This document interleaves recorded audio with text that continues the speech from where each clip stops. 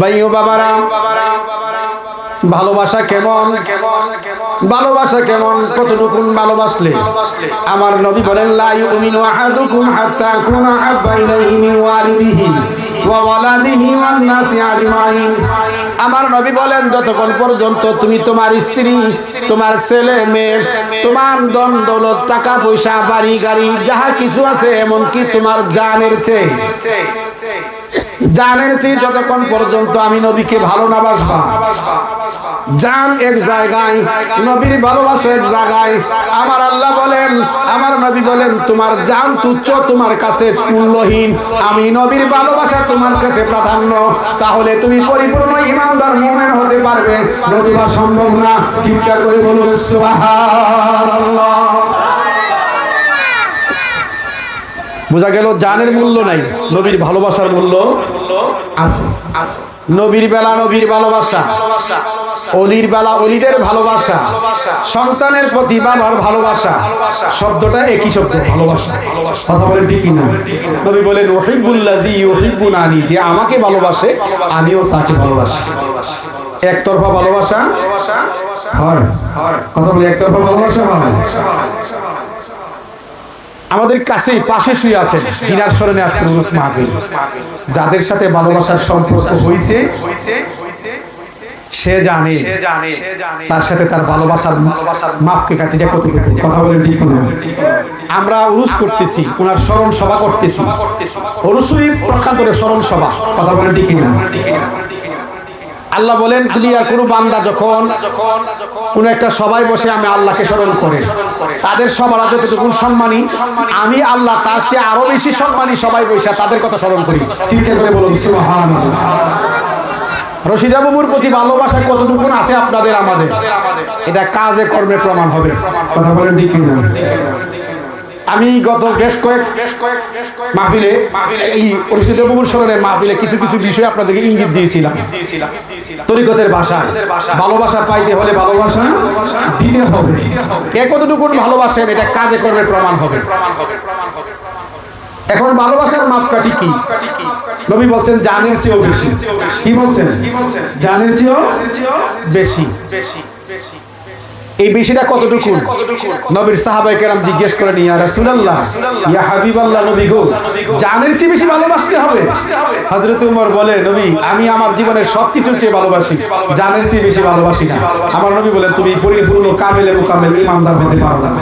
সুবহানাল্লাহ বলেন না? নবীর সাহাবী, নবী বলছে, তুমি এখনো পূর্ণাঙ্গ ঈমানদার হতে পারো নাই, পরিপূর্ণ কামেলে মুকাম্মেল হও নাই। ঘটনা আছে, ওই ঘটনার দিকে যাব না, সময় স্বল্প। হযরত আবু বকর সিদ্দিক নবীকে জানের চেয়ে বেশি ভালোবাসতেন, জীবনের সবকিছু মিলিয়ে দিয়েছেন নবীজির কদমে। এই ভালোবাসার মাপকাঠি অনুযায়ী আপনাকে ভালোবাসতে হবে। ওলিদের বেলায় আমার পূর্বে যিনি আলোচনা করছেন যে মহিলাদের মধ্যে ওলি হওয়া যায়, আমি একটা প্রশ্ন আপনাদের কাছে করব। রশিদা বাবু, আপনি আমাদের মা বোনদের মতো সাধারণ মহিলা না, ওনার মধ্যে অসাধারণত্ব কিছু আছে, এই বিশ্বাস কারা করেন? হাত ওঠান। উনি কি সাধারণ? কথা বলেন সাধারণ। হাত নামান, হাত নামান, হাত নামান। আপনার মা আছে না? আপনার বাপ দাদি আছে না? নানি আছে না? খবর নিয়ে দেখেন তো আপনার দাদির নামে কোনো এই ধরনের মাহফিল হয় কিনা, নানির নামে কোনো মাহফিল হয় কিনা। আমাদের অত এলাকায় এমন ধরনের আরো কোনো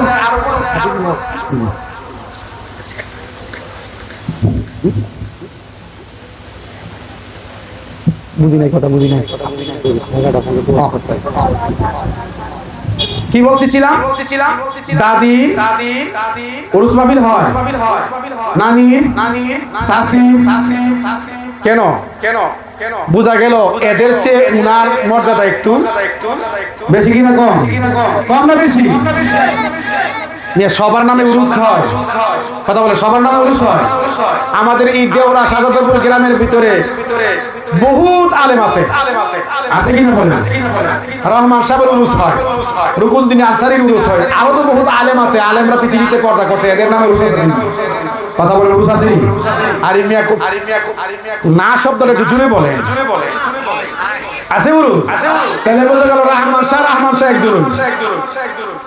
রুকনুদ্দিন আনসারী একজন, আমাদের রশিদ আবুল ফাজলি একজন, সাদাপুরের জমি আছে বিবি দরকার, আমরা বিবি দরকার বলি, কথা বলেন ঠিক না? বিবি বিবি একজন, কথা বলেন ঠিক না? তাহলে এদের মর্যাদা কম না বেশি? এদের নামে উরুস হয়, এদের নামে মাহফিল হয়, কথা বলেন ঠিক কিনা? স্মরণ সভা হয়, আমরাও স্মরণ সভা করি আমাদের মা বাবার জন্য, করি কিনা? বাৎসরিক তারিখে খতম করায়, মিলাদ মাহফিল করায়, ইমাম সাহেব দিয়ে দোয়া করায়, করা কি করায় না? এটাও স্মরণ সভা। ওই স্মরণ সভার চেয়ে এই স্মরণ সভাটা কম না বেশি? বেশি। কেন? এই বেশি পাওয়ার মর্যাদা দিচ্ছেন কে? আল্লাহ। দিচ্ছেন কে? আল্লাহ। এখন এক শ্রেণীর মানুষ যদি বলে সানা হুজুর ওয়াজ করতে করতে রশিদ আফাগলি এমন জায়গা নিছে, তাহলে বোঝা গেল হ্যাঁ বুঝার মধ্যে কি আছে? ভুল আছে, কথা বলেন, ভুল আছে কিনা? না, এটা মূর্খতার পরিচয়। আজকের জুমার আলোচনায় আমি একটা কথা বলছিলাম, খুতবার আলোচনায়, লাকাদ কানা লাকুম ফি রাসূলিল্লাহি উসওয়াতুন হাসানা। তুমি যদি তোমার স্বভাব চরিত্র আচার আচরণকে উত্তম করতে চাও, তাহলে নবীজির আদর্শের দিকে তাকাও। তোমার উত্তম চরিত্র গঠন করার জন্য নবীর আদর্শই সবচেয়ে বড় আদর্শ, কথা বলেন ঠিক না? যদি এই আদর্শের কথা বলতে যাইয়া হাদিসের ব্যাখ্যায় বলতেছিলাম, তিরমিজি শরীফের হাদিস, হযরত আবু বকর সিদ্দিক রাদিয়াল্লাহু তাআলা রাস্তাতে হেঁটে যাচ্ছেন, রাস্তায় একটা লোকের সাথে তার দেখা হলো। ওই লোকটার সাথে কথোপকথন করতে যাইয়া ওই ব্যক্তি আবু বকর সিদ্দিককে গালি দিচ্ছে। কি দিতেছে? গালি দিতেছে, খারাপ ভাষায় কথা বলতেছে। আবু বকর সিদ্দিক দাঁড়া শুনতেছে। একটু দূরে দাঁড়ায়া আপনি আমার নবী সরকারে দু আলম নূরে মুজাসসাম নবী মুহাম্মদুর রাসূলুল্লাহ সাল্লাল্লাহু আলাইহি সাল্লাম শুনতেছেন এবং মুস্কি হাসতেছেন। সুবহানাল্লাহ। আবু বকর সিদ্দিক ওই লোকে গালি দিতেছে, নবী শুনে মুস্কি হাসতেছে। আমরা যদি আমরা ভাইরে বাবারে চাচারে কেউ রাস্তায় গালি দেন, আমি দূরে দাঁড়ায় হাসবো না যে গালি দিতে চাপা পড়াবো? কথা বলেন। যে ব্যক্তি গালি দিছে আমার চাচারে, হেরে কি করবো? কিন্তু আমার নবীর কি শিক্ষা দিচ্ছেন উম্মতি মুহাম্মদীকে? দূরে দাঁড়ায় মুস্কি হাসতেছে। ওই লোকটার গালি দিতে যখন তার গালি অত্যাধিক গালি হয়ে গেছে, অর্থাৎ বেশি গালি দিচ্ছে, আবু বকর সিদ্দিক ধৈর্য হারা হয়ে গেছে। কি হয়ে গেছে? ধৈর্য হারিয়ে ফেলেছে, অর্থাৎ আর নিজেকে কন্ট্রোল করতে না পাইরা তার কথার উত্তর দিছে। কি করছে? তার কথার উত্তর দিছে। উত্তর দেওয়ার পরে নবীজি চেহারাটা মলিন করে এখান থেকে প্রস্থান করছে, অর্থাৎ চলে যাচ্ছে। আবু বকর সিদ্দিক দৌড় দিয়ে আয়েশা নবীর সামনে দাঁড়ায় সালাম দিয়ে বলছে, ইয়া রাসূলুল্লাহ, ওই লোকটা আমাকে গালি দিতেছে, আপনি দাঁড়ায় মুস্কি হাসতেছেন, আমি একটা উত্তর দেওয়ার কারণে আপনি চলে যাচ্ছেন চেহারা মলিন করে, কারণ আমি কি অপরাধ করেছি? সুবহানাল্লাহ, সুবহানাল্লাহ। আমার নবী ডাক দেয়, কই আবু বকর সিদ্দিক রে, ও আবু বকর সিদ্দিক শোনো, ওই ব্যক্তি যখন তোমাকে গালি দিতেছিল তখন একটা নূরের ফেরেশতা, একজন নূরের ফেরেশতা তোমার পাশে দাঁড়াইয়া তোমার পক্ষে হইয়া ওই ব্যক্তির বিরুদ্ধে তোমার কথার গালির বিরুদ্ধে সে জবাব দিচ্ছে, সে তোমার হয়ে জবাব দিচ্ছে, সে গালি দিচ্ছে, সে তোমার পক্ষ হয়ে জবাব দিচ্ছে। যখন তুমি প্রতি উত্তর দিয়ে দিছো, নূরের ফেরেশতা এখান থেকে প্রস্থান করেছে, শয়তান এখানে হাজির হয়েছে, এই জন্য আমি নবী এখান থেকে প্রস্থান করেছি। চিৎকার করে বলুন সুবহানাল্লাহ। প্রশ্ন হলো বাবারা, ফেরেশতা তার পক্ষ থেকে জবাব দিচ্ছে, আবু বকর দেখছে, নবী দেখছে কি না? নবী দেখে কি না? আবু বকরের পক্ষ হইয়া ফেরেশতা জবাব দিচ্ছে, আমার নবী দেখছে। যখন আবু বকর উত্তর দিছে, ফেরেশতা চলে গেছে, শয়তান আসছে, এটাও নবী দেখছে। এই জন্য আমার নবী বলেন, ইন্নী আরা মা লা তারাউনা। ও আমার সাহাবীরা শুনো, আমি নবী যাহা দেখি তোমরা তাহা দেখো না, আমি যাহা শুনি তোমরা তাহা শুনো না, আমি যাহা জানি তোমরা তাহা জানো না। যদি আমি যাহা জানি তোমরা জানতা, তাইলে এই ব্যাপারে তোমার অভিজ্ঞতা থাকতো। আবু বকর রে, ওই তুমি জবাব দেওয়ার সঙ্গে সঙ্গে ফেরেশতা চলে গেছে, এই জন্য আমি নবীর মনে কষ্ট লাগছে, কেননা তোমার পক্ষ হইয়া ফেরেশতা জবাব দিচ্ছিল, তুমি কেন জবাব দিলা? চিৎকার করে বলুন সুবহানাল্লাহ। ভাইও মুসলমান, আমরা আমাদের দেশে সুন্নি আর ওয়াহাবি দুইটা ভাগ আছে, আছে না? এখন আরো বহু ভাগ আছে। ওয়াহাবি আছে, খারিজি আছে, রাফিজি আছে, কাদিয়ানি আছে, শিয়া আছে, মুতাজিলা আছে, নতুন একটা বাড়িয়েছে আখলে হাদিস আছে, আছে কি না? যত দলই বলে, যদি এই তিনটা কথা মানতো, যদি এই তিনটা কথার উপরে বিশ্বাস থাকতো, যদি তিনটা কথার উপরে মানুষ বিশ্বাস করে, তিনটা কথা কি? নবী যাহা জানে আমরা তাহা জানি না, নবী যাহা দেখে আমরা তাহা দেখি না, নবী যাহা শুনে আমরা তাহা শুনি না। এই তিনটা কথা যদি মানুষ মানে, তাহলে আর ওয়াহাবি সুন্নি দলাদলি দরকার নাই। এখানে ঈমানের পরীক্ষা হয়ে যাবে যে তুমি নবীকে কত মানো। কথা বলেন ঠিক না? এখানেই তোমার ঈমানের পরীক্ষা হয়ে যাবে, তুমি নবীকে কতটুকু মানো। বুঝা গেল? আমরা নবীকে মানি না। মানার মতো না মানলে ঈমানদার হওয়া যাবে না। ভাইও বাবা বলতেছিলাম, সাইয়েদনা হযরত আবু বকর সিদ্দিক আমার নবীর কাছে আরজ করলেন, ইয়া রাসূলুল্লাহ, ইয়া হাবিবাল্লাহ, নবী গো, প্রত্যেক দিন বিকেল বেলা আসরের পরে আপনি নবী কালমার দাওয়াত নিয়ে যান। আপনি যদি আমার একটু পারমিশন দেন, আমি আবু বকর কালমার দাওয়াত নিয়ে যাব। আপনি নবী একা একা দাওয়াত দেন, আমি আবু বকরের বড় কষ্ট লাগে, আমার বড় ব্যথা লাগে, আমি কষ্ট পাই, আমাদের পারমিশন দেন। আমার নবী বলেন, আবু বকর তুমি যেও না, মক্কার কাফেররা, মক্কার মুশরিকরা তোমার দাওয়াত গ্রহণ করবে না, তোমাকে তারা প্রহার করবে, তোমাকে তারা মারবে, তোমার দাওয়াত তারা মেনে নেবে না, তুমি যুবক মানুষ। আমরা দেশে আসিনি এমন যুবক, নবী নিষেধ করছে তুমি যুবক যাইও না। তা আমরা দেশের যুবক আর 18 বছর পূর্ণ হয়েছে না, মাত্র যৌবনে পদার্পণ করছে, এই অবস্থায় তারা কি করে? দলে দলে বাইরে তাবলীগ করে, মসজিদে মসজিদে ঘুমায়। জায়েজ আসেনি? কথা বলেন, জায়েজ আসেনি মসজিদে ঘুমানি? একমাত্র রমজানের ইতিকাফ ছাড়া মসজিদে ঘুমানো জায়েজ নাই। এখন যুবক মসজিদে ঘুমায় তাবলীগের নামে, যদি রাতের গভীর ঘুমে যদি স্বপ্ন দোষ হয়,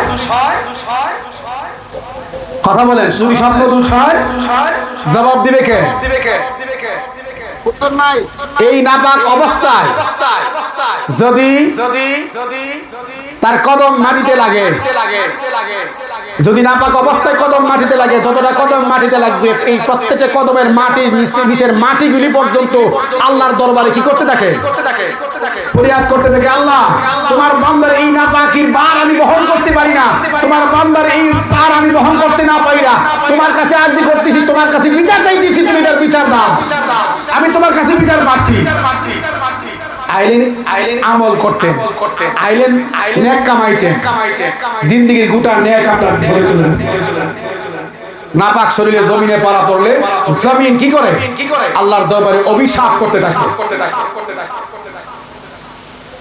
নিজেকে হেফাজত করুন, কন্ট্রোল করুন, আমার কথা বোঝার চেষ্টা করবেন। আবু বকর সিদ্দিক যুবক কালমার দাওয়াত নিতে যাইলে মক্কার কাফের মুশরিকরা মানবে না, নবী নিষেধ করতেন। নবীর কথার আদেশের মূল্য বেশি না পৃথিবীর জমিনের আলেমদের কথার মূল্য বেশি? কথা বলেন, কথা বুঝেন না? নবীর কথা মানবেন না দুনিয়ার আলেমের কথা মানবেন?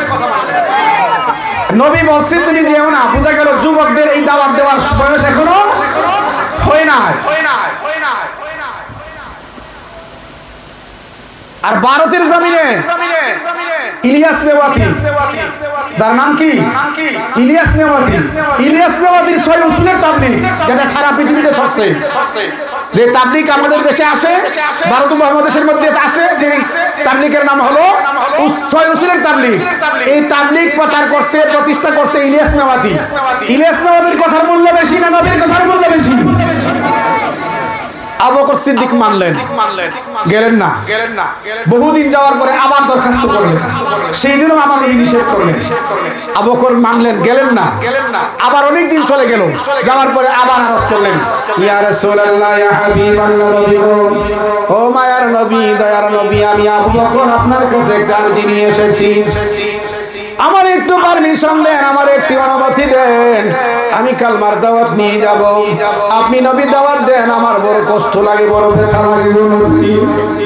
আমার নবী হাও বললেন না, নাও বললেন না, চুপ রইলেন। আবু বকর সিদ্দিক চিন্তা করলো, আমার নবী যেহেতু চুপ রয়েছে, মনে হয় আমাকে যাওয়ার অনুমতি দিয়েছে। নীরব থাকা হার সম্মতি দেয়, নীরব থাকা হার সম্মতি দেয়, হার সম্মতি দেয়। এই জন্য আবু বকর সিদ্দিক বের হয়ে গেলেন কালমার দাওয়াত নিয়ে। আবু বকর সিদ্দিকের একটা আদর্শ ছিল, একটা গুণ ছিল, প্রত্যেক দিন আসরের নামাজ পড়ে মাগরিবের আগে আমার ঘরে যাইয়া মার সাথে দেখা করে কথা বলে পুনরায় মাগরিবের নামাজে আসতো। ওই দিন আবু বকর সিদ্দিক কালমার দাওয়াত নিয়ে বের হয়ে গেল। মাগরিবের সময় হয়ে যাচ্ছে, এখনো বাড়ি ফিরে নাই। আবু বকর সিদ্দিকের মা চিন্তিত হয়ে গেল, আমার সন্তান যে এখনো বাড়ি ফিরলো না, এখনো আসলো না, আমার কাছে দেখা করে গেল না।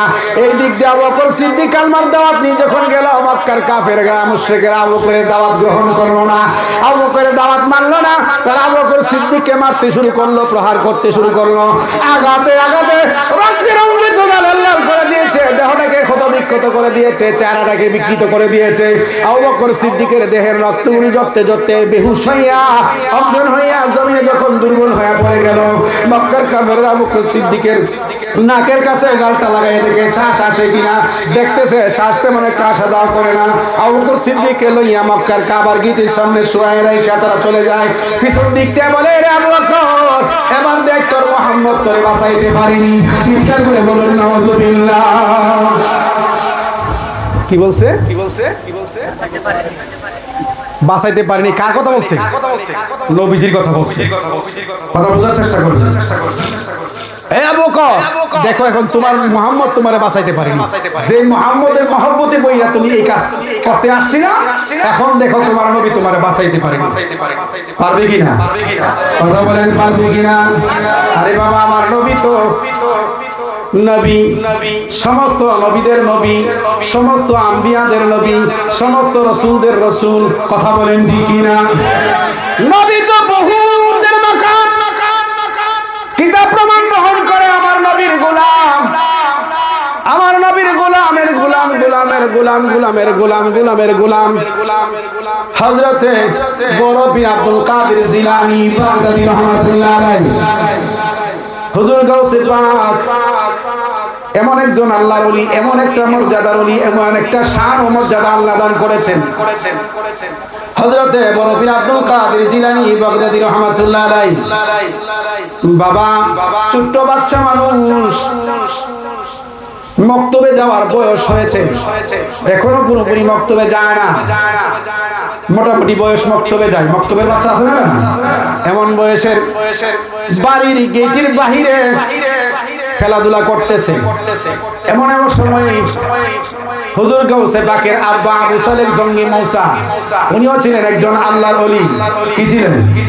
আল্লাহর ওলি। ওলির ঘর থেকেই ওলি হয়েছে।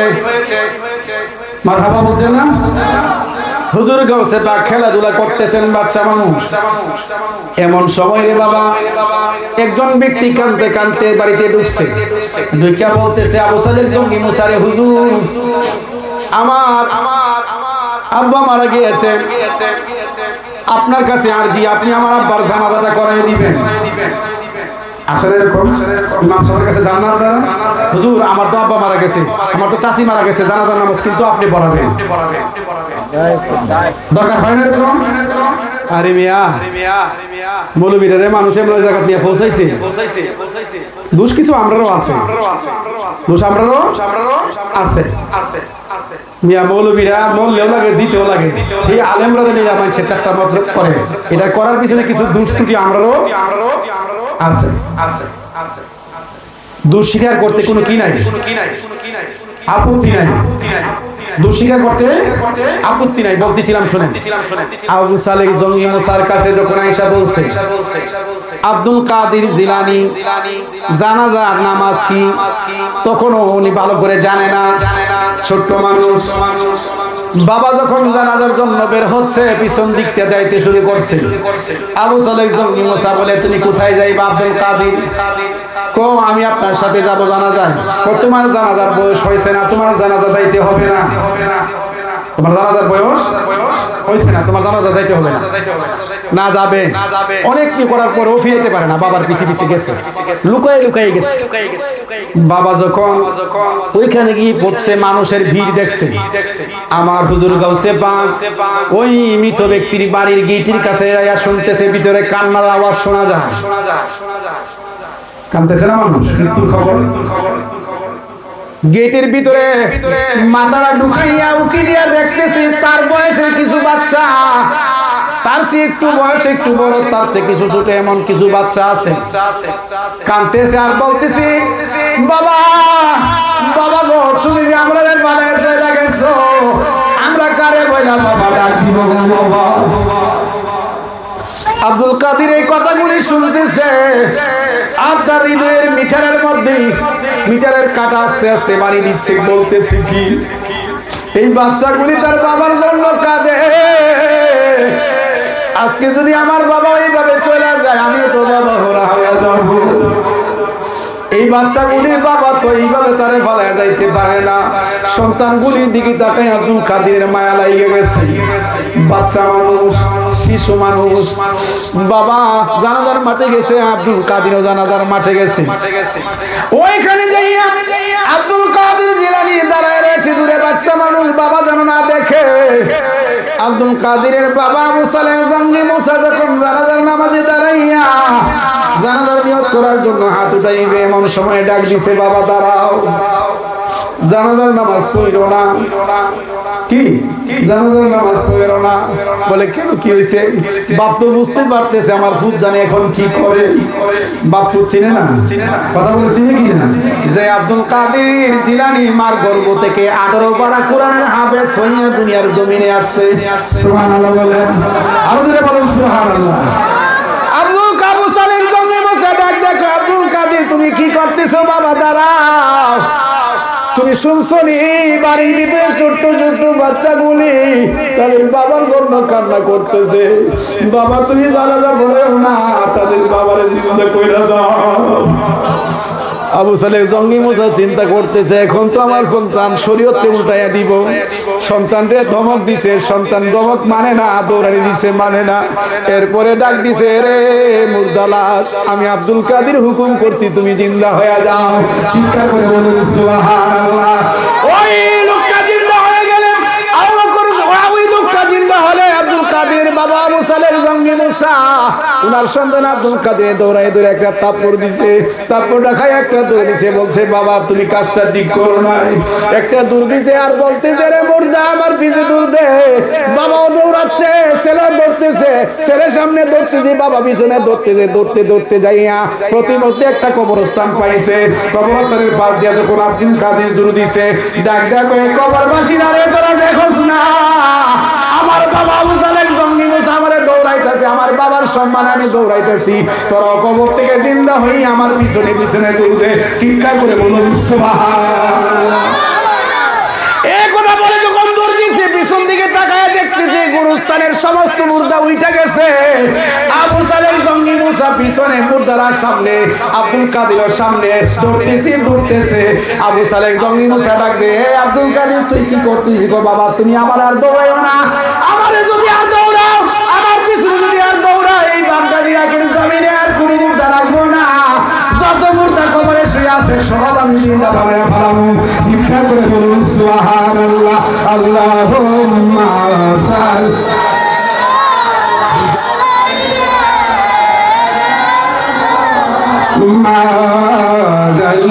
আল্লাহুম্মা সাল্লি সাইয়্যিদানা মুহাম্মাদানা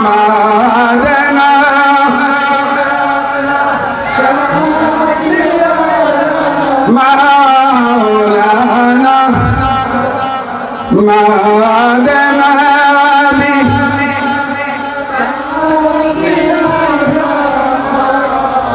লানা মুহাম্মাদাল্লাহ।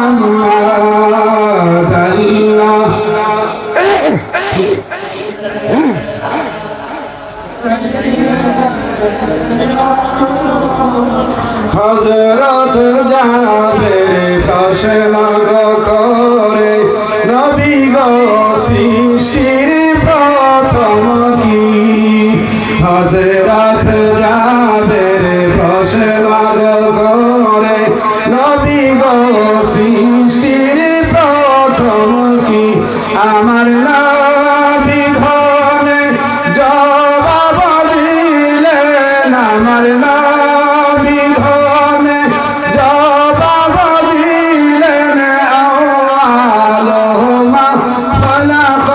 নূরি আল্লাহুম্মা সাল্লি আলা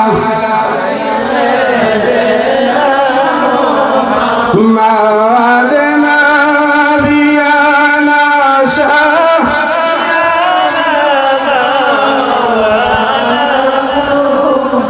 মাওলানা বিয়ানা শাদিয়ানা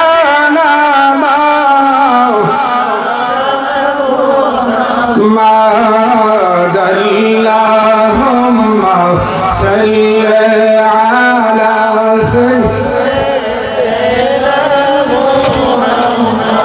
বলতেছিলাম বাবা এরা অনেক গভীর মনোযোগ। হযরতে আব্দুল কাদের জিলানী বাগদাদী রহমাতুল্লাহ আলাইহি নবী না ওলি, কথা বলেন নবী না ওলি? ওলি। যার রুহানি জগতের খবর হলো, রুহানি জগতের খবর হলো কোন কোন সময় নবীদের রুহানির কাতারে দাঁড়ায়, আবার কোন কোন সময় ওলিদের কাতারে দাঁড়ায়। এই হলেন গাউসুল আজম বরফি আব্দুল কাদের জিলানী বাগদাদী রহমাতুল্লাহ আলাইহি। চিৎকার করে বলুন সুবহানাল্লাহ। হুজুর গাউসে পাক যদি মরা মানুষ চিন্তা করতে পারে, নবীর বেলায় প্রশ্ন করাটাই কি মূর্খতা, কথা বলেন ঠিক না? এটা অজ্ঞতার পরিচয়। নবীর বেলায় এই প্রশ্ন আসাই উচিত নয়, কথা বলেন ঠিক না? নবীর একটা উম্মত যদি, আপনার গোলাম যদি এই কাজ করতে পারে, ক্ষমতা তার থাকতে পারে, ক্ষমতা আল্লাহ দিতে পারে, নবীর বেলায় এই প্রশ্নটা ভাবাটাই মূর্খতার পরিচয়, অজ্ঞতার পরিচয়, কথা বলেন ঠিক না? কিন্তু তারা তো কাফের মুশরিক, এরা তো বলতে নবী কোনো দ্বিধা নাই। এরা বলতেছে আবু বকর এবার দেখো তোমার নবী তোমার মুহাম্মদ তোমারে বাঁচাই দিতে পারবে। এই দিক দিয়ে আবু বকরের মা অস্থির হয়ে গেছে, দিশাহারা হয়ে গেছে, সন্তানে কোনো আসে না। কে যেন বাড়ির পাশ দিয়ে যাচ্ছে আর বলতেছে কাবার গেটের সামনে একটা যুবকের লাশ পড়ে আছে। আবু বকর সিদ্দিকের মা আবু বকরের বাবার ডাক দিয়েছে, স্বামী খবর নিয়ে দেখো তো এই যুবকের লাশটা কার। আমার আবু বকর তো এখনো বাড়িতে আসে নাই। আবু বকরের বাবা গেলেন, যায়া দাঁড়ায় দেখছেন জন্মদাতা বাবা আর সন্তান আবু বকরের চিনতে পারেন। চেহারা পর্যন্ত ক্ষত বিক্ষত করে দিয়েছে, আঘাত আঘাতে জর্জরিত করে দিয়েছে। ফিরে আসছে, আয়েশা বলতেছে বিবি আমার সন্তান আবু বকর না। আবু বকরের মা বসে না, আমার মন সাক্ষী দিচ্ছে এই আমার সন্তান।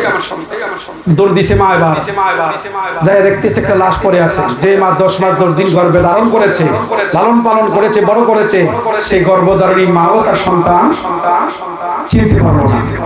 ফিরে আসতেছে বাড়ির দিকে, কিছু কয়েকটা কদম সামনে আগায় আবার পিছনের দিকে তাকায় একটু জোরে সুরে বলতেছে, আওয়াজটা প্রসারিত করে বলতেছে, মক্কার কাফেররা না জানি কোন মায়ের বুক খালি কইরা এই যুবক সন্তানরা এখানে মায়েরা বানায় রাখছে।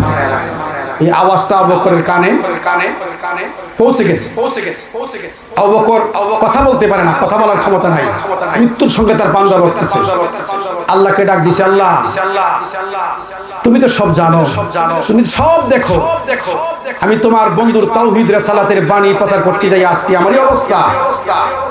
এই কণ্ঠটা আমার মায়ের মতো কণ্ঠ মনে হচ্ছে, তুমি আমার জবানটা খুলে দাও, আমার জবানটা প্রসারিত করে দাও, আমি আমার মাকে জানাই দেই আমি আমার মায়ের সন্তান আবু বকর। চিৎকার করে বলি সুবহানাল্লাহ। আবু বকরের জবান প্রসারিত হয়ে গেল। আবু বকর একটা ডাক দিছে, মা, বলেন মা, সবাই বলেন মা। মা ডাক্তারের মধ্যে মায়া আছে না? বলেন মায়া আছে না? পৃথিবীর যত সুখ শান্তি আছে মনে হয় এই মা শব্দটার ভিতরে লুকায়িত আছে, কথা বলেন ঠিক না? মা বলে যখন একটা ডাক দিছে, আবু বকরের মা থমকে দাঁড়ায় গেছে। এই কণ্ঠটা দিয়ে আমার সন্তান আবু বকরের কণ্ঠের মতো মনে হয়। সন্তান মার কণ্ঠ বুঝে, মাও সন্তানের কণ্ঠ বুঝে, কথা বলেন।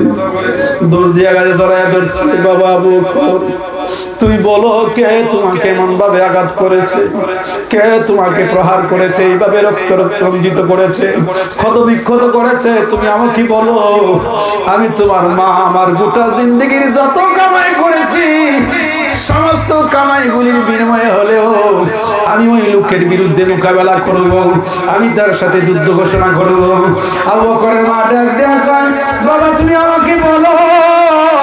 আবু বকর ডাক দেয়া কয়, মা গো মা, পৃথিবীর সব কিছু দিতে পারবে কিন্তু আমারে বাঁচাইতে পারবে না। সব দিতে পারবে, আমারে বাঁচাইতে পারবে না।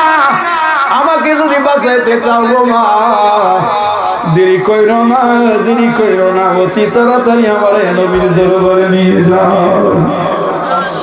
আবু বকরের মা আবু বকরে লইয়া আমার নবীজির হুজরা মুবারকের সামনে নিয়ে আসলেন।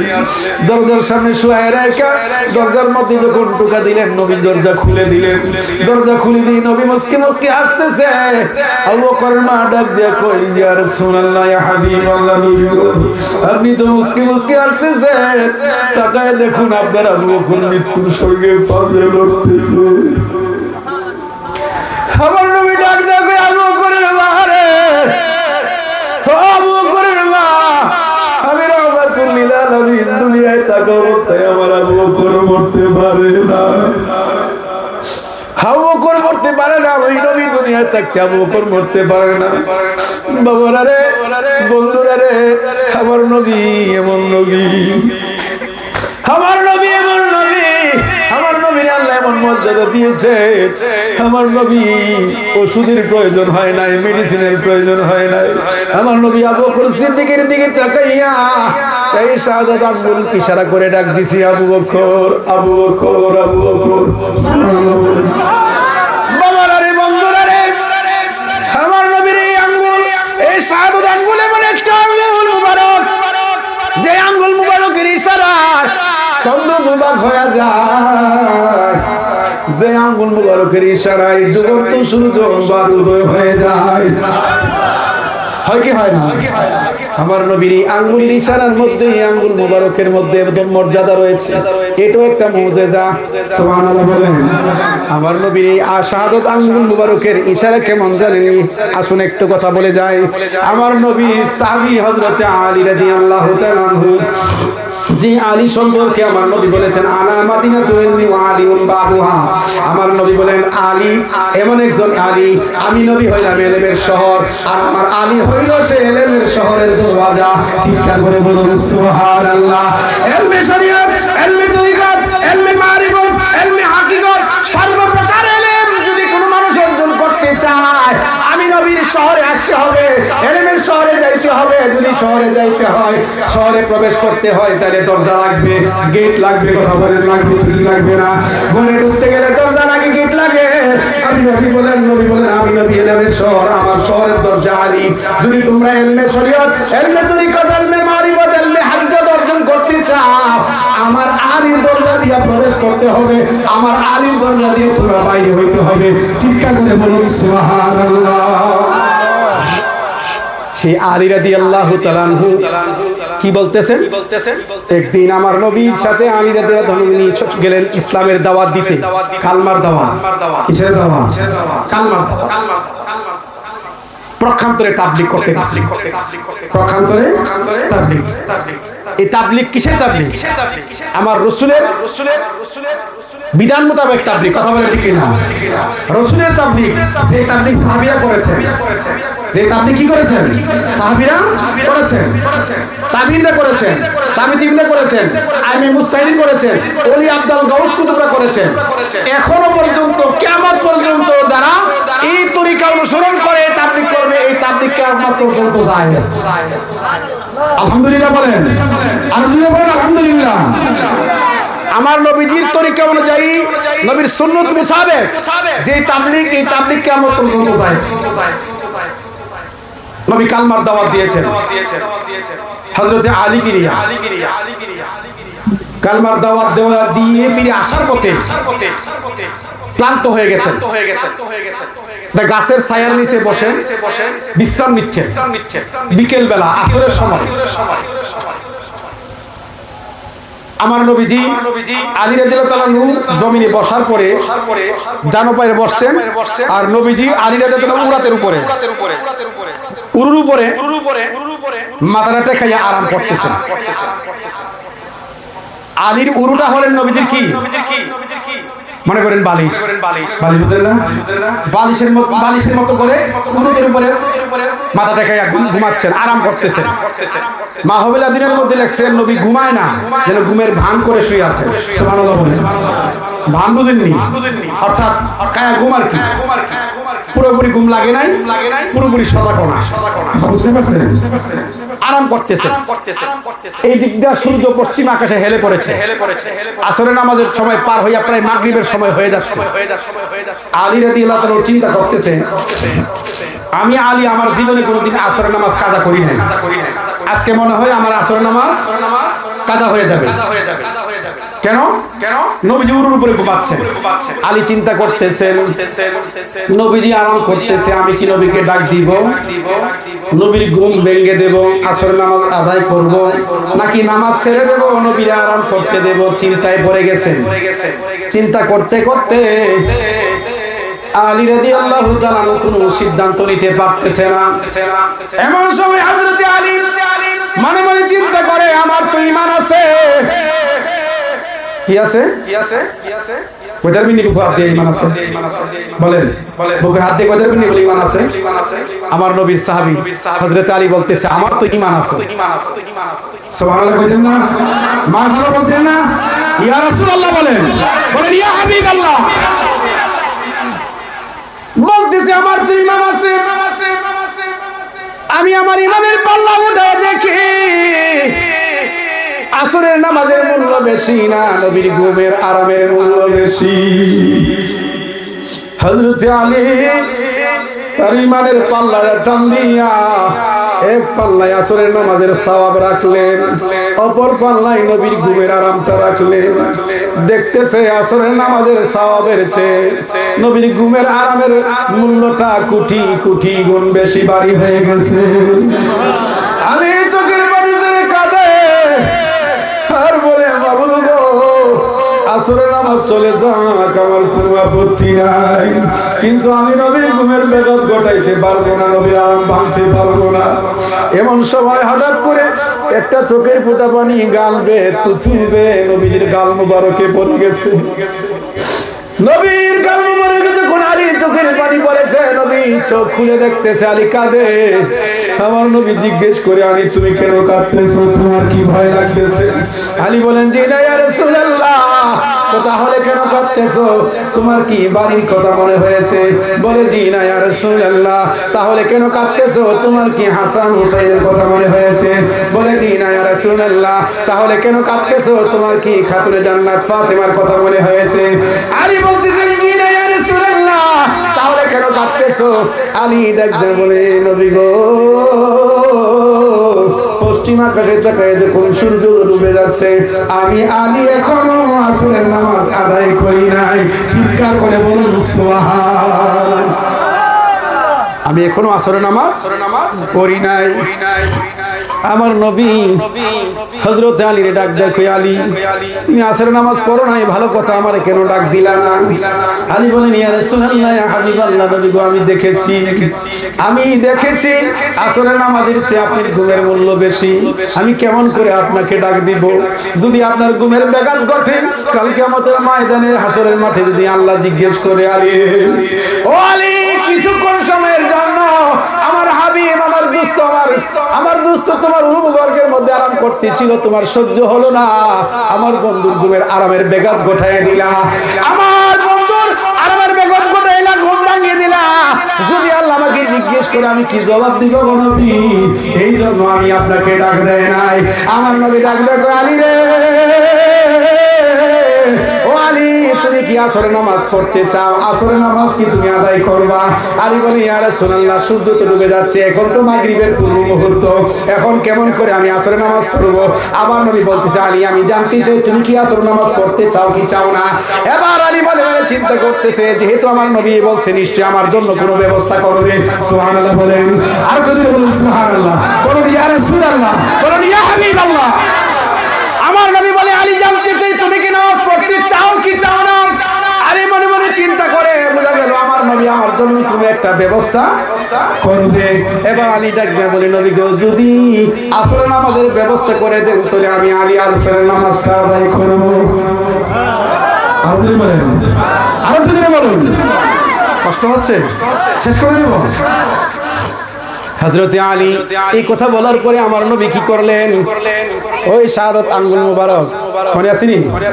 শাহাদাত আঙ্গুল মুবারক পশ্চিম আকাশের দিকে হেলান দিয়া ডাক দিছে, এই এই সূর্য, এই ডুবন্ত সূর্য, আমার আলী আসরের নামাজ আদায় করবে, আমার আলীর জন্য তুমি পুনরায় আসরের জায়গায় উদয় হয়ে যাও। আর কি বলেন? কোথায় উদয়িত?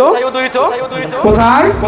আসরের জায়গায়, যেখানে আসলে আসরের নামাজের সময় হয়, এই জায়গায় আবার তুমি উদয় হও। কারে বলছে? ডুবন্ত সূর্যকে। কাকে? ডুবন্ত সূর্যকে বলছে তুমি পুনরায় আসরের জায়গায় উদয় হয়ে যাও আমার আলীর জন্য। কেননা আমার আলী আসরের নামাজ পড়বে, এখন নামাজ পড়ে নাই। তাহলে বোঝা গেল এখন যে উদয় হয়েছে এটা একমাত্র কার জন্য? কার জন্য? আলীর আসরের নামাজের জন্য। কথা বুঝলেন না? হযরত আলী বুঝতে পেরেছে আজকে এই সূর্য পুনরায় উদয় হয়েছে আমার জন্য, আমি নামাজ পড়ার জন্য। হযরত আলী একটু দূরে বসে ওযু বানাচ্ছে। কি করতেছে? ওযু করতেছে। ওযুর ফরজ কয়টা? ওযুর ফরজ আপনি তো জানেন। ওযুর ফরজ কয়টা? হুজুর যদি কয় আলাদা তো কইলো না জিনিসটা। ওযুর ফরজ কয়টা? চারটা। আমরা কি চারটাই করি না আরো করি? আরো কিছু করি কিনা? এগুলি কি ফরজ? এগুলি ফরজ সুন্নাত। এগুলি কি সুন্নাত? যেমন আমরা কি করি? হাতের কবজি পর্যন্ত ধরি না, আঙ্গুলি হিলাই করি কিনা? এগুলি কি সুন্নাত? এগুলি কি সুন্নাত? কুলি করি, নাকে পানি দেই, এগুলি কি সুন্নাত? ফরজ কোনটি? সমস্ত মুখ তিনবার দৌত করা, দু হাতের কোন সহ তিনবার দৌত করা, মাথার 4 ভাগের 1 ভাগ মাসে করা, দুই পায়ের টাকলু সহ তিনবার দৌত করা, এটা হলো ফরজ। এই 4টা ফরজ সাথে সুন্নাতগুলি মিলায়া পুরাটাই যেহেতু আমরা করি, পুরাটাই ওযু। কথা বলেন ঠিক কিনা? হযরত আলী দূরে বসে বসে ওযু বানাচ্ছে, ওযু করতেছে। হ্যাঁ বাচ্চারা কথা বলে না। হযরত আলী দূরে বসে বসে ওযু করতেছে, ওযু বানাচ্ছে। বাজান অঙ্গগুলি ধুইতে কত সময় লাগবে? ওযু বানাইতে বেশি লম্বা হলে 5 মিনিট। কথা বলেন ঠিক কিনা? বেশি বেশি করে ধুইলে। কিন্তু হযরত আলী ওযু বানাচ্ছে, ওযুর কাজ শেষ হয় না। আমার নবী ডাকতে কই, আলী রে, ও আলী, গত জীবনে তোমার কত ওযু দেখলাম, কত ওযু বানাইলাম, আজকের মতো এমন ওযু তো জীবনে কোনদিন দেখি নাই রে আলী। সুবহানাল্লাহ কইছেন না? ও আলী, এত ওযু তো কোনদিন দেখি নাই, এত লম্বা সময় তো লাগে না, আজকে এত সময় লাগতেছে কেন? এত লম্বা সময় লাগাইয়া ওযু কেন করতেছো? কারণ কি? গত জীবনে কত ওযু দেখলাম, এমন ওযু দেখলাম না। হযরত আলী ডাক দেয়, ইয়া রাসূলুল্লাহ, ইয়া হাবিবাল্লাহ, নবী গো, ও মায়ার নবী, দয়ার নবী, আজকে তো সূর্য, ডুবন্ত সূর্য পুনরায় আসরের জায়গায় উদয় হয়েছে আমি আলীর নামাজের জন্য। আমি যতক্ষণ পর্যন্ত নামাজ না পড়বো ততক্ষণ পর্যন্ত সূর্য ডুবতে পারবে না। আমি আলীও আজকে এত সময় নেব, আমি সূর্যের এত তাড়াতাড়ি ছাড়বো না। আমি আলী ওযু লম্বা করবো, নামাজ লম্বা করবো, এমন একটা ওযু বানাবো, এমন একটা আসরের নামাজ আদায় করবো, যেই ওযু আর আসরের নামাজ দিয়া কালকে আমাদের ময়দানে আপনি নবীর গুনাহগার উম্মতদের নাজাতের ব্যবস্থা হয়ে যাবে। চিৎকার করে বলুন সুবহানাল্লাহ। কি বলছে? আসরের নামাজের ওযু আর নামাজ। কেননা আমার জন্য উদয় হয়েছে, নামাজ শেষ হয়ে নেমে ডুববে। কথা বলেন ঠিক কিনা? বাজান আমি বুঝার জন্য বলতেছি। ব্রাহ্মণবাড়িয়া যাব, একটা সিএনজি রিজার্ভ করছি, ওরে এইখান থেকে ব্রাহ্মণবাড়িয়া করছি হাফ ডাউন, বলছি মেডিকেল যাব, মেডিকেলের কাজ শেষ করে তোমার নিয়ে ফিরে আসবো।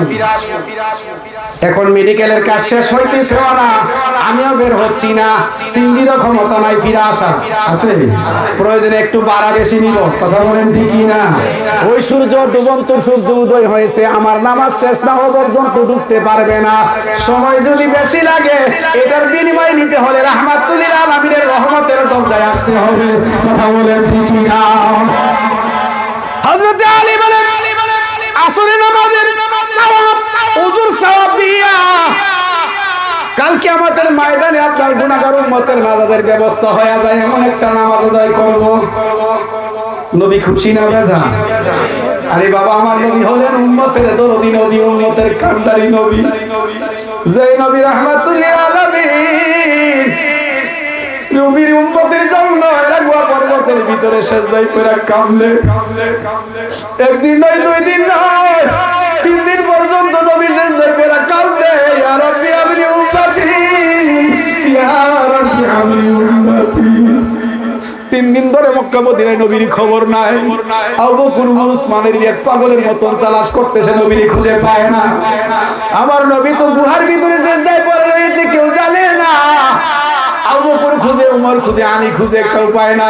ফাতেমা ডাক দিয়া বলতেছে, আলী, আবু বকর, আমার বাবার খবর নাই, মনে হয় মক্কার কাফের আমার বাবারে মনে মাইরা পালাইছে। তালাশ করতেছে, নবীর খোঁজ পায় না। খুঁজতে খুঁজতে যাইয়া গুহার ভিতরে দেখতেছে আমার নবী সেজদায় পড়ে রয়েছে। নবীজির চক্ষু মুবারক থেকে ওই পানি মুবারক বের হইয়া সেজদারত অবস্থায় মাটিগুলি কাদা হয়ে গেছে।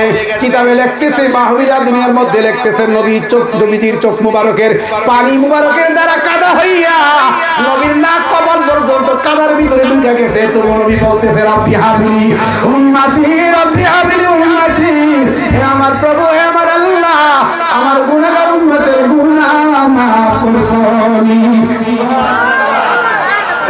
আবু বকর আর আলী গুহার পারে দাঁড়াইছে, দাঁড়ায় আমার নবীর ডাক দিছে, নবীকে সালাম দিছে, এটা বলতেছি, ইয়া রাসূলুল্লাহ, ইয়া হাবিবাল্লাহ, নবী গো, আপনি ওই সিজদা থেকে মাথা উঠান। কে বলতেছে? আবু বকর সিদ্দিক। সিজদা থেকে মাথা উঠান। 3 দিন ধরে মক্কায় আমাদের ঘরের চুলায় আগুন ধরে না, আপনি সিজদা থেকে মাথা উঠান, বাড়িতে ফিরে চলুন। নবী কোনো জবাব দেয় না, একটাই শুধু ভাষা, ইয়া রাব্বি হাবলি উম্মতি। আমরা সেই নবীর উম্মত, আমরা সেই নবীর উম্মত, যে উম্মতরা নবীর নিয়া ফুটকার রবারের মতো টানাটানি করি না? কষ্ট লাগতেছে? আছে না এমন এক শ্রেণীর উম্মত? কথা বলেন, আছে না? নবী আমাদের মতো বলে কি বলে না? কথা বলেন, আছে কি না? নবী জাতি নূর, নূর না, এটাও একটা দেখরা। কথা বলেন, আছে কি না? কালকে আমাদের ময়দানে নবী শাফাত করতে পারবে না, এমন ধরনের মন্তব্য আছে যে যার যার জন্য যে ইয়ানাফসি করবে, কার খবর কে নেবে? নবীর বেলা কি এটা প্রযোজ্য? চিৎকার করে বলুন আল্লাহুম্মা। নবীর বেলায় সমস্ত দ্বিধাদ্বন্দ্ব। বলতেছিলাম বাবারা, উম্মত খালি নিজে হইলেই হবে না, নামের উম্মত, কামের উম্মত হইতে হবে। হবে কি হবে না? মানলে মানার মতো নয়, মানতে হবে। আবু বকর বলতেছেন, ইয়া রাসূলুল্লাহ, সিজদা থেকে মাথা উঠান। আমি আবু বকরের গোটা জিন্দেগি যত নেক আমল করেছি, আমি আবু বকরের জিন্দেগিতে যত নেক আমল করেছি, যত কাজ করেছি, যত ভালো কাজ করেছি, আমার সমস্ত নেকগুলি আপনার গুনাহগার উম্মতের নামে দিয়ে দিলাম। এতগুলো নেক পেলেন আবু বকরের পক্ষ থেকে, সুবহানাল্লাহ। দোস্তে তাহলে বোঝা গেল নেক কি জিনিস আপনারা বুঝেন। হুজুর মনে নেক কি জিনিস এরা বুঝেন, বুঝলেন না? যদি 1000 টাকা নোটের মতন গজ গজ হতো, 1000 টাকা নোটের মতন গজ গজ হলে কি হয় বুঝলেন না? আবু বকর সিদ্দিক, 4 জন প্রথম সাহাবী, আবু বকর, উসমান, উমর, আলী, এই 4 জন তো আছে প্রখান্তরে আশারায়ে মুবাশশারা 10 জন সাহাবী যাদেরকে নবীজি জান্নাতের সুসংবাদ দিয়েছেন, তাদের মধ্যে একজন হযরত আবু বকর সিদ্দিক। সুবহানাল্লাহ বলেন। সেই আবু বকর সিদ্দিক সাহাবী, কথা বলে সাহাবী কি না? সাহাবী হওয়ার শর্ত কি? সাহাবী হওয়ার শর্ত কি? রাসূলকে স্বচক্ষে দেখতে হবে, রাসূলকে স্বচক্ষে দেখতে হবে এবং রাসূলের হাতে বায়াতে রাসূল গ্রহণ করতে হবে, তাইলে সে সাহাবী। কথা বলেন ঠিক না? শুধু দেখলেই সাহাবী হবে? যদি দেখলেই সাহাবী হইতো তাহলে আবু জেহেল সবার আগে সাহাবী হইতো। কথা বলেন ঠিক না? যদি দেখলেই সাহাবী হইতো আবু জেহেল সবার আগে সাহাবী হইতো, আবু লাহাব সবার আগে সাহাবী হইতো, কারণ বাতিজার মুখ আগে চাচা দেখছে। কথা বলেন ঠিক না? তাহলে দেখলেই সাহাবী হওয়া যাবে না। আবু বকর সিদ্দিক বলতেছে, আমার গোটা জিন্দেগীর সমস্ত নেক আমলগুলি আপনি নবী গুনাহগার উম্মতের জন্য দিয়ে দিলাম, সেজদা থেকে মাথা উঠান। ও মায়ের নবী, দয়ার নবী গো, আর কাঁদবেন না, সেজদা থেকে মাথা উত্তোলন করুন। আমার নবী কোনো জবাব দেয় না, কিছুই বলে না, শুধু বলে ইয়া রাব্বি হাবলি উম্মতি।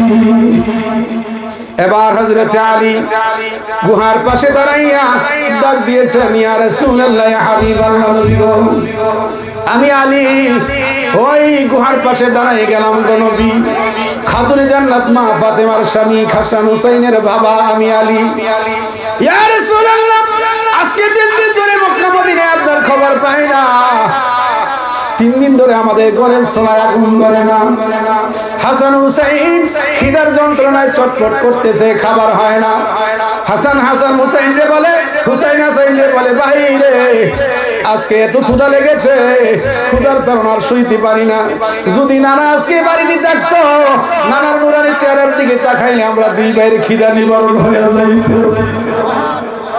নানার সুন্দর চেহারার দিকে তাকাইলে খিদা নিবারণ হয়ে যাইত। যেই নানার নুরানির চেহারা, ওই নানা 3 দিন ধরে কোথায় নানা নানা বলে কাঁদে, পাগলের মতো তলাশ করে। নবী গো, আপনি সেজদা থেকে মাথা উঠান, আর কাইদেন না, মদিনার বাড়িতে ফিরে চলুন। আমার নবী জবাব দেয় না, শুধু বলি ইয়া রাব্বি হাবলি উম্মতি, ইয়া রাব্বি হাবলি উম্মতি।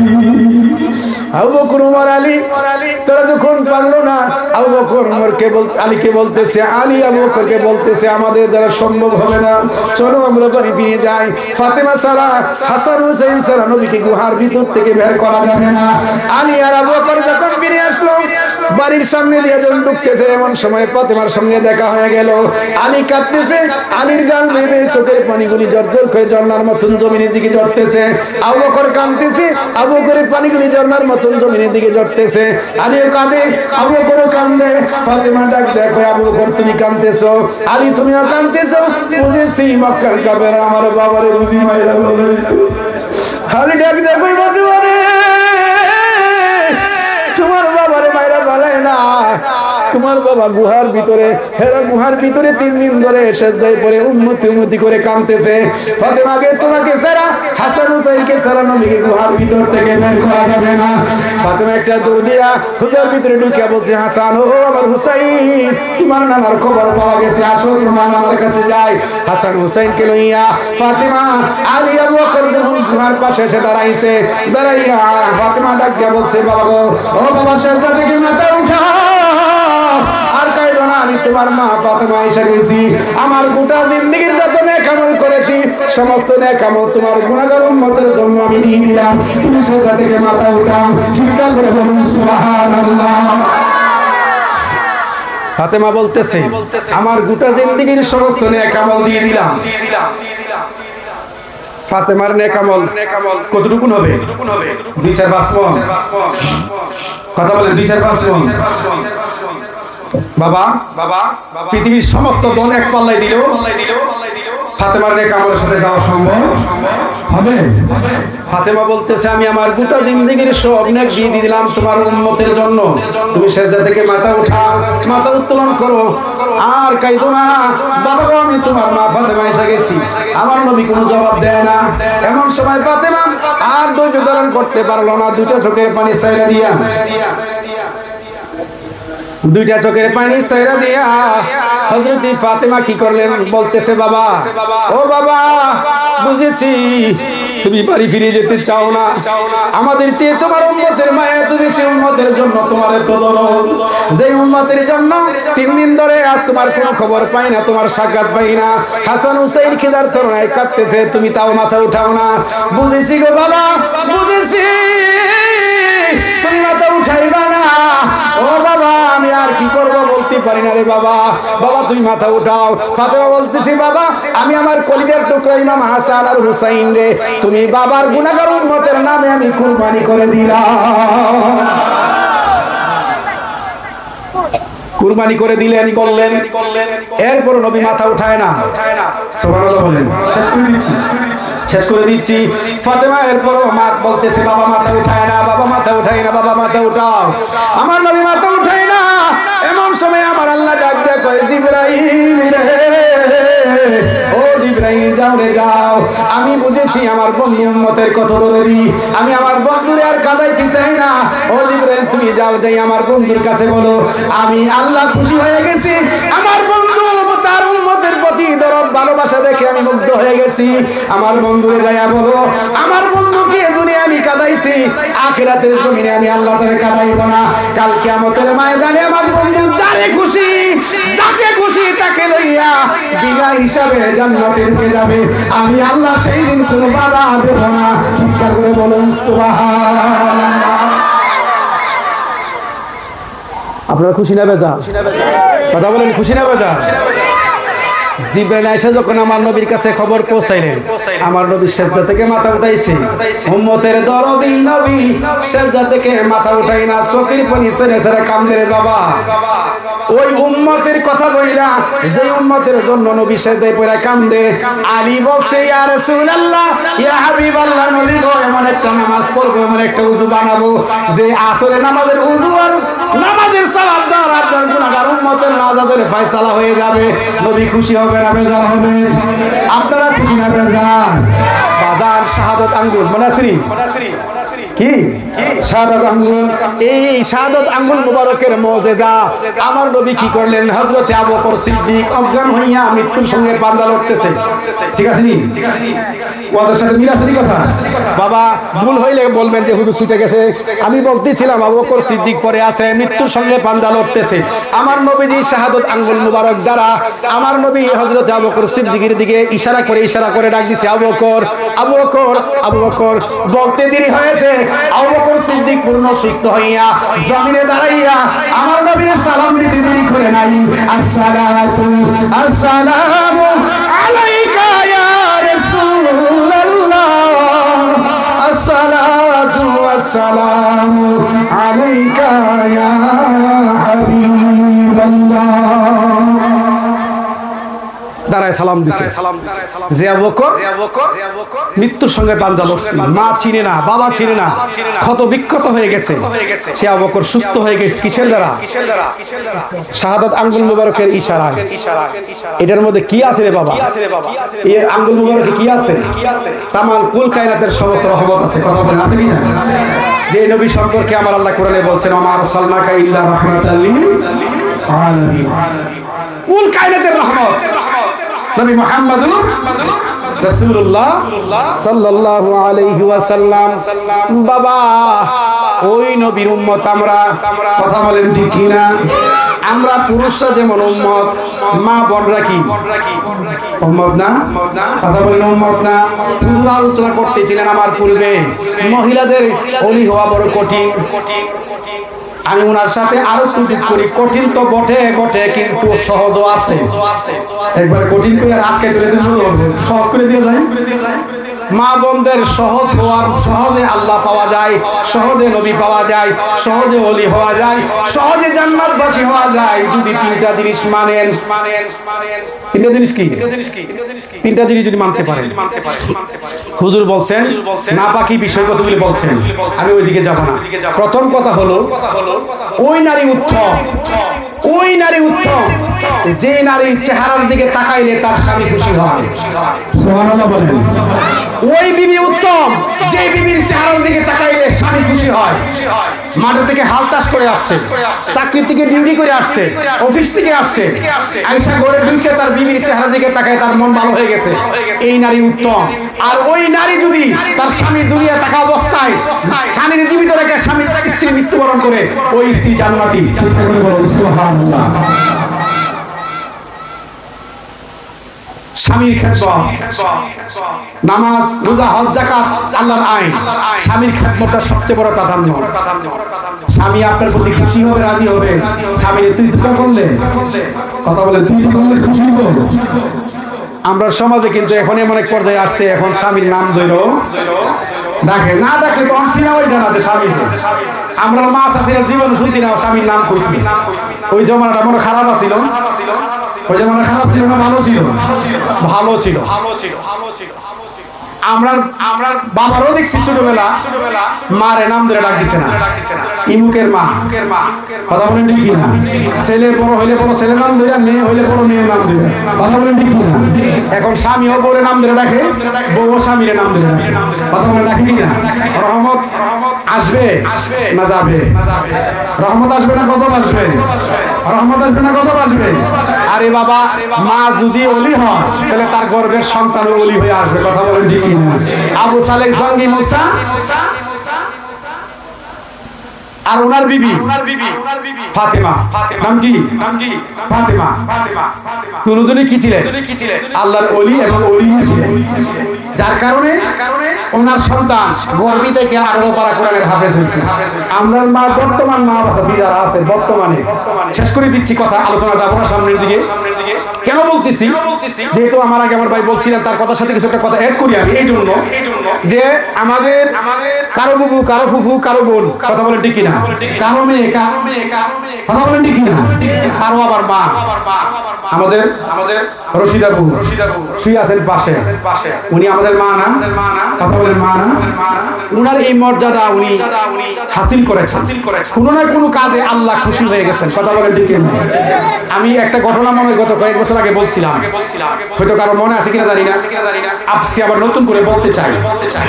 এই কথাটা বলে আমি আমার চলা শেষ করবো, যেহেতু উনার স্মরণে উরুস মাহফিল, দুইটা কথা উনার বলা উচিত, কথা বলেন ঠিক কিনা? আমার একটা ছোট ভাই আছে, আপনারা অনেকেও তারা চিনতেন না। আমার ছোট ভাইয়ের নাম হলো নুরুল হক। নাম কি? নুরুল হক। অনেকে চিনে না, কারণ হইলো খুব ছোটবেলা ক্লাস 6-7 পড়ার সময় সে আমাদের বাড়িতে একটা গাছ আছে, কামরা গাছ, এটা অনেকে জানে, তখনও আছে গাছটা, পুরোনো গাছ, কামরা গাছ। ওইটা কামরা পাড়তে গিয়ে গাছতে করে হাত ভেঙে গেছে। হাত ভেঙে যাওয়ার পরে সে আর লেখাপড়া করতে পারে না, অর্থাৎ হাতটা একটু বাঁকা হয়ে গেছে, কলম ধরতে অসুবিধা হয়।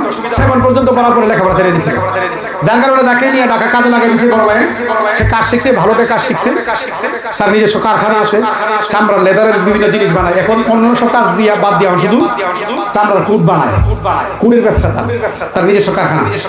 তো সে দেবরা আসলে তার কিছু বন্ধু বান্ধব বলে সেদিকে ঘুরতে আসে।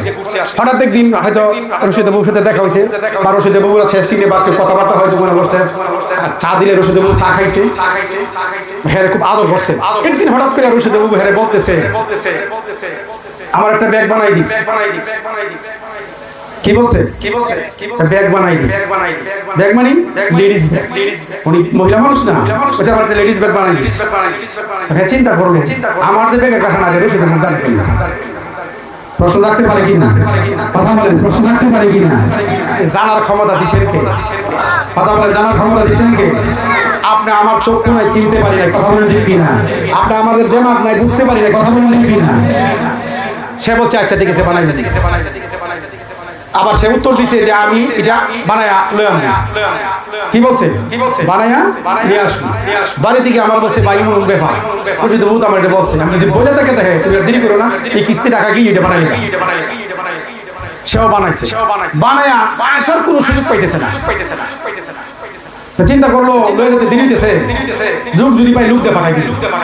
ওই দেওরার তার এক বন্ধু, সে আসছে আগে, তার কাছে দিয়ে দিচ্ছে, সে আমার কাছে পৌঁছে দিচ্ছে, বলছে ভাই এটা পৌঁছেছি আপনার কাছে, আপনার হাতে সুন্দর করে পুকুরে দিয়ে। আমি ব্যাগটা লয়ে করে দিই সকালবেলা বাজারে থেকে আসে তো পুকুরে বিচারি ভাই না, আজকে হঠাৎ করে রবিবার সার দোকান বসে চা খাইতেছি, পুকুরে ঢুকছে। ঢোকার পরে পুকুরে চা দিলাম, বিস্কিট দিলাম, চা বিস্কুট খাইলো, কথাবার্তা কইলো, কোয়ার পরে এরপরে আমি উঠে গেবো। আপনি কি আমার ছোট ভাইয়ের কাছে একটা ব্যাগের কথা বলছিলেন, আমার ভাইটা তো আসতে পারে নাই, ব্যাগটা বাড়াইছে, আপনি ব্যাগটা দিন। বুবু ব্যাগটা গ্রহণ করে নেয়, ব্যাগটা গ্রহণ করে নেয়, বলছে জের ব্যাগ খেয়ে দিলেন নিতাম। কি কইছে? জের ব্যাগ হেরকে বলে, জের ব্যাগ হেরকে বলে, ব্যাগটা দইরাও দেখে না, সইয়াও দেখে না। সাথে সাথে করজোর করছি, বাবু আমার ভাই তো ছোট মানুষ বুঝছে না, আমি তারে দিয়ে আপনার কাছে পৌঁছান, আপনি বেয়াদবি নিয়েন না। কইছি পরে একটা মুসকি হাসি দিয়ে দোকান থেকে গেছে গা, আমি বেতলে পেতেছি। যাওয়ার পথে রাস্তাতে যাই তারে ফোন দিছি, তুমি আজকে রাতে ভিতরে বাড়িতে আসবা, বাবু আমার হাতে ব্যাগ নেয় নাই, তোমার হাতে সারা নিত না, তোমার যত ক্ষতি হোক ব্যবসা তুমি ফালাই দিয়ে আসো, এটা আল্লাহ বুঝবো, আর যিনি বুঝার তিনি বুঝবো, তুমি তাড়াতাড়ি আসো। কইছি পরে রাতের গাড়িতে এসে বাড়িতে আসছে, 12টা একটা সময় দিয়ে পড়ছে, পরে সকালবেলা আইসা ব্যাগ নিজের হাতে দিয়েছে, ব্যাগ দিয়েছে। আলহামদুলিল্লাহ বলতেন না, মার বাবা বলতেন না। আরে বাবা এটা বোঝার ক্ষমতা দিচ্ছেন কে? আমরা বুঝি না দিই, কিন্তু বুঝে আমরা কষ্ট দিচ্ছি, কষ্ট দিচ্ছি না। যদি চিনতাম, যদি জানতাম, বুঝতাম ওনার সম্পর্কে আমাদের সেই জ্ঞান থাকতো, তাইলে কি করলাম বলে সোনার পালঙ্কের ভয়া খাওয়াইলাম বলে, কথা বলেন ঠিকই না? কিন্তু আমরা সেই মূল্যায়ন করি না। যদিও রশিদা বাবু ফালঙ্গ বইয়া হাওয়ার আশাকের কাছে করে,